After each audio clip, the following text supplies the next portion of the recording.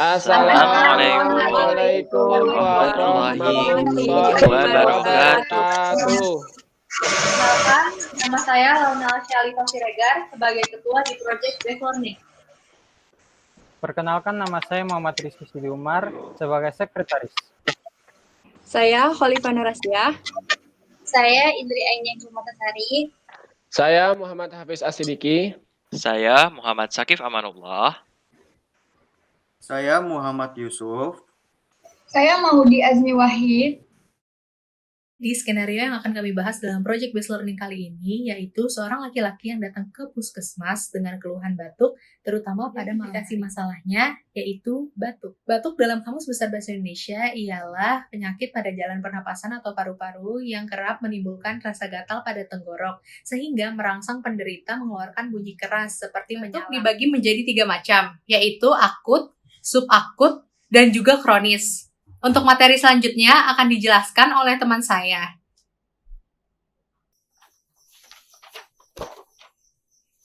Selanjutnya, refleks batuk.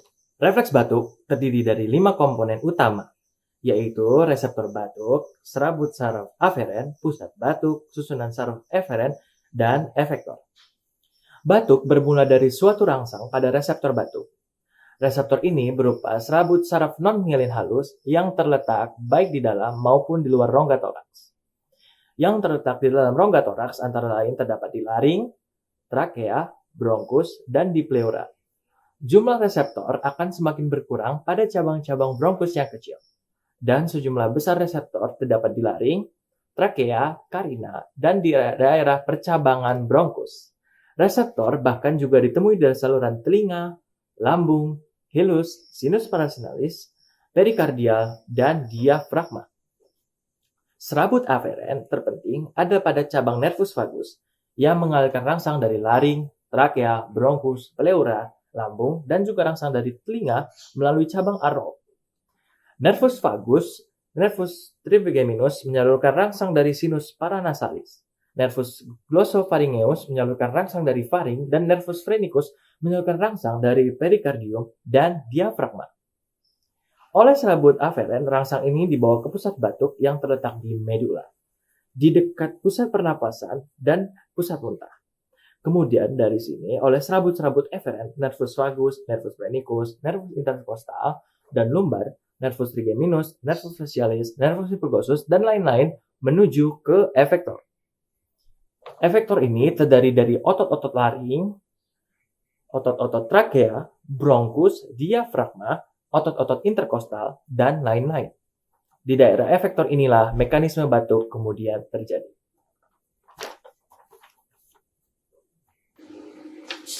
Mekanisme batuk. Mekanisme batuk pada dasarnya dibagi menjadi 3 fase. Yang pertama fase inspirasi, yang kedua fase kontraksi, dan yang ketiga fase ekspirasi. Batuk biasanya bermula dari inhalasi sejumlah udara, kemudian glotis akan menutup dan tekanan dalam paru akan meningkat, yang akhirnya diikuti dengan pembukaan glotis secara tiba-tiba dan ekspirasi sejumlah udara dalam kecepatan tertentu. Glotis sendiri memiliki arti, yaitu lubang yang terletak di antara laring dan pita suara, tempat udara mengalir ke paru-paru.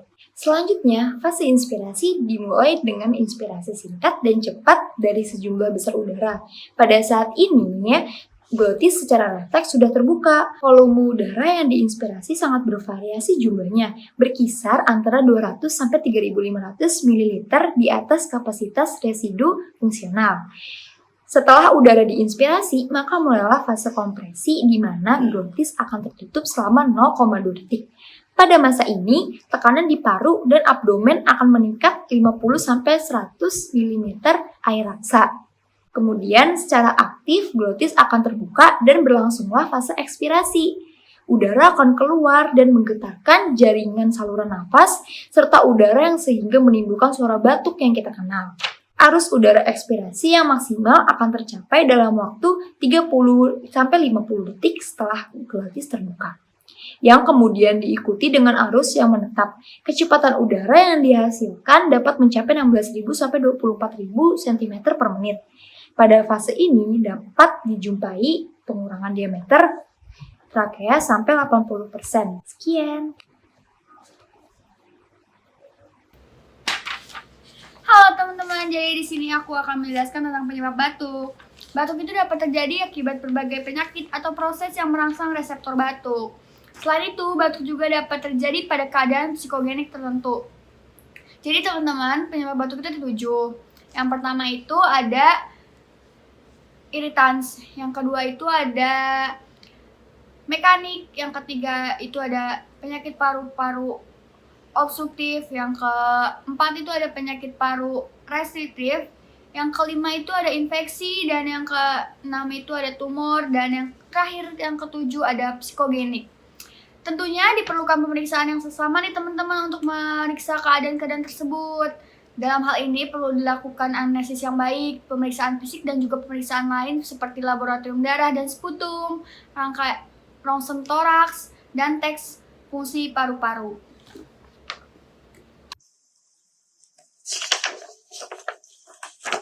Jadi, anatomi selanjutnya ialah hidung. Di hidung ada rongga yang bernama kavum-nasi. Kavum-nasi itu rongga yang berada lebih dalam. Kalau yang pertama itu ada vestibulum nasi, selanjutnya ada kavum-nasi. Kavum-nasi itu berfungsi untuk menghangatkan udara pernafasan yang masuk ke hidung, serta memberikan kelembapan supaya udara yang masuk tidak terlalu kering. Ini coba contoh dari gambarnya dia lihat. Lalu setelah kavum-nasi ada juga anatomi selanjutnya itu tetap di hidung, tetapi di bagian nasofaring, di bagian belakang dari hidung.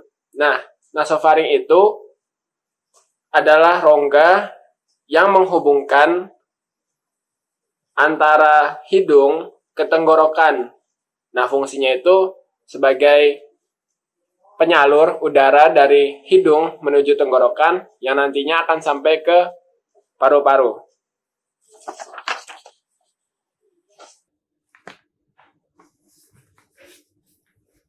Organ faring. Gambar organ faring seperti ini. Faring yaitu tempat saluran penghubung antara rongga hidung dengan tenggorokan, dan juga sebagai tempat persimpangan antara udara dengan makanan. Fungsi utamanya itu sebagai saluran alat pencernaan dan juga sebagai saluran pernapasan. Yang kedua yaitu laring. Organ laring seperti ini. Organ laring yaitu sebagai saluran yang membawa udara menuju ke trakea. Fungsi utamanya itu melindungi saluran pernapasan di bawahnya dengan cara menutup secara sistematik sehingga mencegah benda asing masuk ke saluran pernapasan.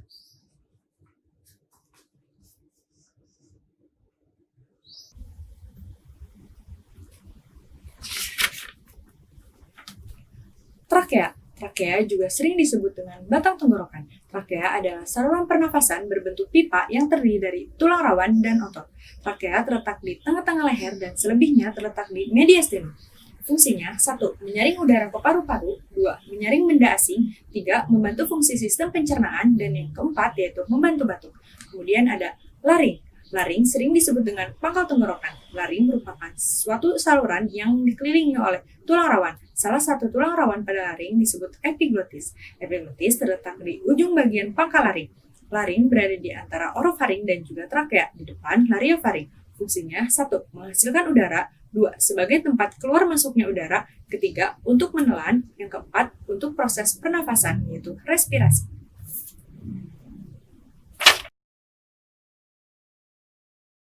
Halo kawan-kawan, selanjutnya saya akan menerangkan tentang bronkus, bronkiolus, dan alveolus. Yang pertama yaitu bronkus. Bronkus merupakan saluran pernapasan setelah trakea pada tenggorokan.